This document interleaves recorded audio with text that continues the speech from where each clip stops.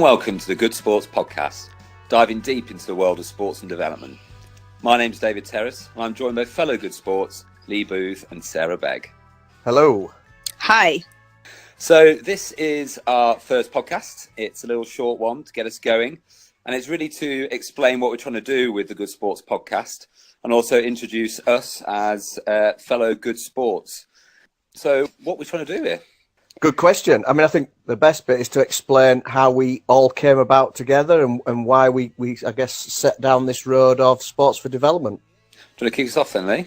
Definitely. I mean, so if people have read the blog, they will know, but essentially our background in sports and development is slightly different, but the common thread that connects us all is our involvement with the charity Cricket Without Boundaries. Mm-hmm. And between us, we've got probably experience of over 20 visits out to various African countries using cricket as a tool for social development. So again, I think that's worth the mention up front. That's what connects us all. And that is, I guess, our starting point on this journey of trying to find out more about sport and development. Yeah, absolutely. And Sara, you've kind of changed your career almost on this path. Do you want to talk a bit about that? Yeah, that's right, Dave. I used to work in sports development, so I was growing cricket in London and Leicester, particularly focusing on women and girls and people who are living in inner city boroughs where green space is a bit of a premium. So that was always a fun challenge. But after getting involved at Cricket Without Boundaries, my priorities were a little bit refocused. And so I went away to retrain. And now I'm working as a research assistant in the International Public Health Department at the Liverpool School of Tropical Medicine. So it's been a bit of a about turn. There's a real focus there on implementation research, which is fitting really nicely with what I'm doing with the monitoring and evaluation at Cricket Without Boundaries. So I think you can definitely say I bring the nerd factor to the podcast. Which, as Lee is in computing, is a pretty high nerd level. That's fair. And I guess for me, I work over the other end of the spectrum. So I work for an organisation called UMF, and all about trying to provide good quality of life for older people. And my part of that is around physical activity. So I guess I see the kind of other end of the spectrum from CWB, but it's great to get that view. And for me, it's about providing people with choice and using sport and just physical activity, moving more as a really kind of positive vehicle. And I guess throughout this podcast, we're going to explore how that works, really get into some of the detail, look across sports as well. So I think for us, we have some experience. And, we've been on a lot of trips. Sara's doing this as a career now, but this podcast is really, really about learning more. I think we've got a fairly narrow view at the minute, but I think, this is all about meeting new people and finding out a bit more about this subject and, asking some challenging questions as well. Would you say that's a fair summary, guys? Absolutely for me. And I think the important thing is, that I don't think we see any of ourselves as experts in this at this stage. I think we've all dabbled around the edges of it as volunteers for the charity, but I think, we all see the benefits of it, even if those benefits aren't particularly easy to prove at this stage and we can't sort of factually prove them. And I think, the really interesting questions for me are around, what are the experts doing out there? How are they proving that sport has these benefits that we all believe in? And, how we can learn from them and hopefully, obviously, take that into Cricket Without Boundaries. But hopefully, if we get better, then everybody else can get better as well.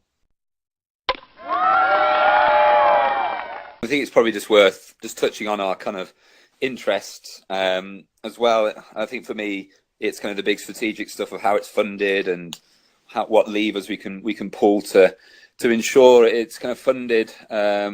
And that links in with monitoring evaluation with outcomes as well. So I'm kind of interested in terms of how to make things mainstream, but how to make them sustainable as well. I've got a lot of experience of seeing projects kind of die, unfortunately, because they're based on grant funding. So for me, it's how can we build the right models to enable people to do sports and to realise those benefits.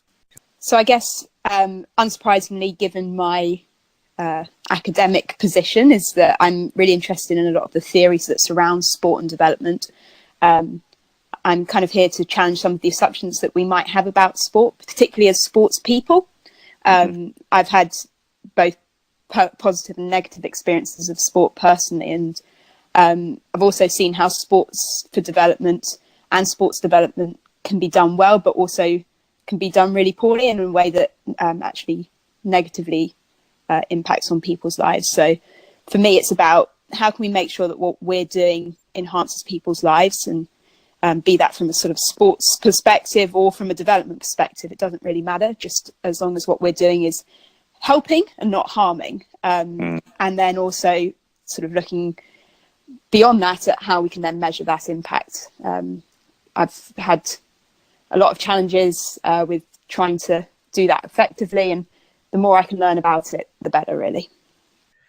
All of my aims for this podcast really are a lot more practical than both of yours, really, in that, you know, I think I've spent now probably 7 or 8 months of the last 5 years out in Africa on various projects with Cricket Without Boundaries, having lots of fun, throwing lots of tennis balls around, and, you know, feeling like I've been doing lots of good, but again, you know, in the cold light of day, having no real tangible evidence of that other than the sort of the few stories I've got here and there about, you know, the friends that I've made out there who've made positive impacts to their lives through, you know, changing careers or whatever. So yeah, mine's a bit more, and the other hope is to do, you know, 7 or 8 months more over the next 5 years to really to make sure that I maximize that time out there and be as efficient as possible, I guess.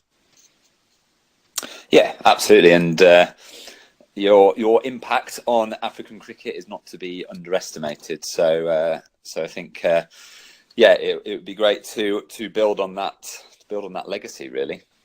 Agreed. Yeah, and I think, you know, that's the side I'm, you know, you know, from the sports background, we've all grown up with sport. We're all aware of the positive differences that sport have made to us, I guess. And then, you know, and I can see the benefits of the cricket and how that's changed when I've been out there.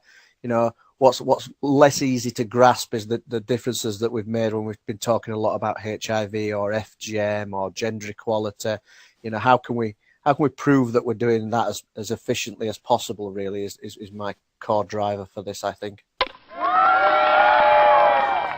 So we're looking for people to get in touch with us with questions, comments and thoughts. One way of doing that is Twitter, and we are at Good Sportscast. Or you can visit the website at goodsportscast.org.uk. Or you can drop us an email, info@goodsportscast.org.uk. So that's the end of our first podcast. Keep an eye out on Twitter for the next one. And it's goodbye from the Good Sports. Bye. Bye.